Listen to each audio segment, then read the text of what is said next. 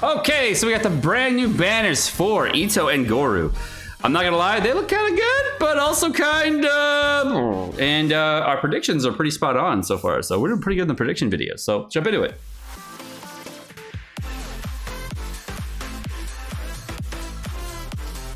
Alrighty, boys and girls, and the winner is, for the character banner, we have Xiangling, Goru, and Barbara. Unexpected. I did not see the Xiangling coming. That's very unexpected. Now, Barbara hasn't at least showed up in a banner in a very long time, so I kind of was expecting her to show up some point too. So we did call her out. The Xiangling, though, I did not see coming from a mile away because we just had her on the Raiden Shogun banner not too long ago, and it's been a while since we've seen Sarah or Fischl, and Fischl is now the longest character to be released in Genshin ever. So it is the longest time between banners. She's even longer than Xiangling. It's really kind of crazy. So unexpected to not see either Fischl or Sarah, especially since there's a lot of lore between the two. So kind of an okay banner. Okay. All right. So they also released some details about Goru and like his overall stuff, but we already know pretty much everything there is to know about Goru. And the big one, of course, is the weapon banner. And the weapon banner is going to be the Skyward Harp, the Redhorn Stone Thresher, the Mitternax Waltz, Alley Flash, Sacrificial Fragments, Favonius Lance, and the Bell. I went 7 for 7 on the weapon banner on predictions, so claps, bruh. Claps. I went 7 for 7 on predictions. I fully predicted this weapon banner. Wow.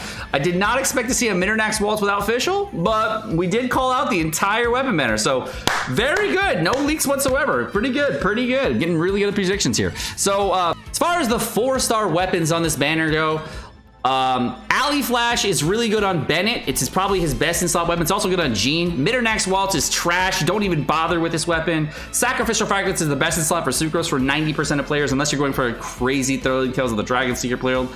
And those builds are really, really hard to implement. So if you're like somebody who is not as smart mechanically, or you're not able to keep internal cooldowns in your head of 20-second cooldowns in your head mentally and on rotation and making sure your rotations are perfect, this is the best in slot weapon for Sucrose. Favonius Lance is insanely good for Rosaria, decent for Xiangling and other speaker characters for any kind of particle funneling, also good for Toma, and the Bell is trash. So this weapon banner seems like kind of a trap overall for a couple of the weapons, and other weapons are pretty good, but I expect like 15 bells. Talking about the Skyward Harp as a weapon, and I want to talk about this. Alrighty, so the Skyward Harp.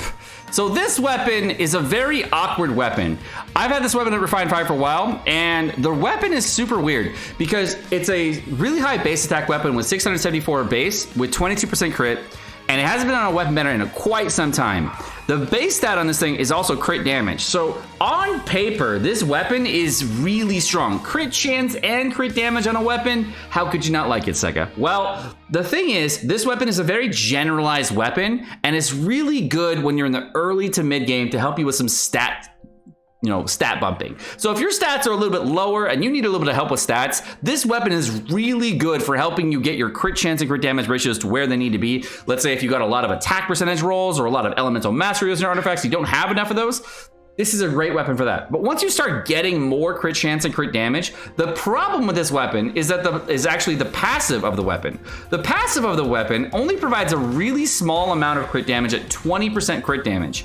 Now, other weapons that are 5-star weapons usually provide a much bigger bonus on the passive stat, and you get a lot bigger bonuses overall just from them. So if we look at another weapon, like say the Staff of Houma, the Staff of Houma is going to provide HP percentage, but also provide a very large amount of attack. This amount of attack is pretty much equivalent to like a 30 or 40% attack bump or more, and that's a very large amount of attack to add to any kit, because the Staff of Houma as a weapon is insane just on any character in the game, just from getting that attack percentage add. And that's above 50% HP. So there's a lot of problems with the weapon just because it doesn't add enough stats on the passive. And the proc from it is also a physical damage proc, so it is kind of problematic. So just as a weapon, if you're looking to get it, if you're newer to Genshin, it will definitely help you stat carry. It will help you with some of your builds, but it will definitely fall off as the game goes on and 4-star weapons will start outstripping it in different ways. Whereas like the Moyun's Moon, the stringless, other weapons that you'll get along the way will start outstripping this weapon. You can even see like Houma, Yumi, or what's it called? The prototype Crescent can outstrip it in certain ways. The weapon does lack specialization, so it does start getting outstripped at times. And let's go to the Redhorn Slasher.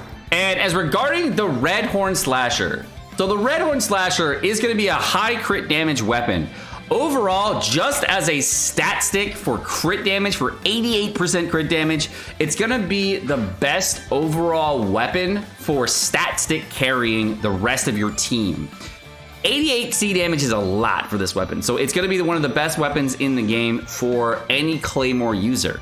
However, as time goes on, I do see this weapon starting to get, or will get outstripped, and I think this weapon will start losing out to other weapons in the future. So if you were thinking about picking up this weapon for your like Diluc or picking it up for Eula, my recommendation is that this weapon is probably not the best weapon for maximizing your kits for future gameplay if you're looking for a very long-term weapon for your characters. If you're looking for a really good weapon for right now, as well as a good weapon for, let's say, Noelle or for Eula or whatnot, this is a good stopgap weapon for those characters and will be probably one of their best weapons at the current moment.